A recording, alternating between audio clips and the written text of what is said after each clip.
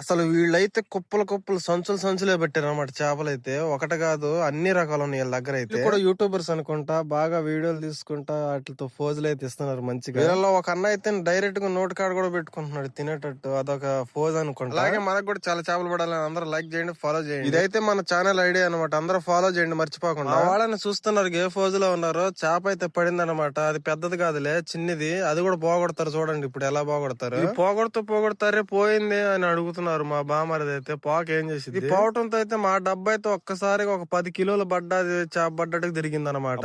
ఈ రోజు ముక్క తిన్నట్టు పెద్ద ముక్క, గట్టి ముక్క అనుకున్నా, తీరా పైకి తీసి చూస్తే అసలుకి అంతా అన్ని ఒక రకమైన మీడియం చేపలే పడుతున్నాయి మనకైతే. చేప వచ్చేది కాక మళ్ళీ ఏసే గేలాలను కూడా తీసుకొచ్చింది. ఏమన్నది ఈ చేపనైతే. ఈ లోపు అయితే మళ్ళీ మనకైతే కాకి చిత్రాయ పడింది అనమాట. ఇదైతే ఒక రకంగా పెద్దగానే ఉంది. సబ్స్క్రైబ్, ఫాలో అస్సలు మర్చిపోకండి, లైక్ చేయండి. మొత్తానికైతే ముగ్గురు 4 చేపలు పడ్డాయి అన్నమాట. మనకి కలుపుకొని అది కూడా ఇవ్వాలి. వీడియోని ఇస్తే లైక్ చేయండి.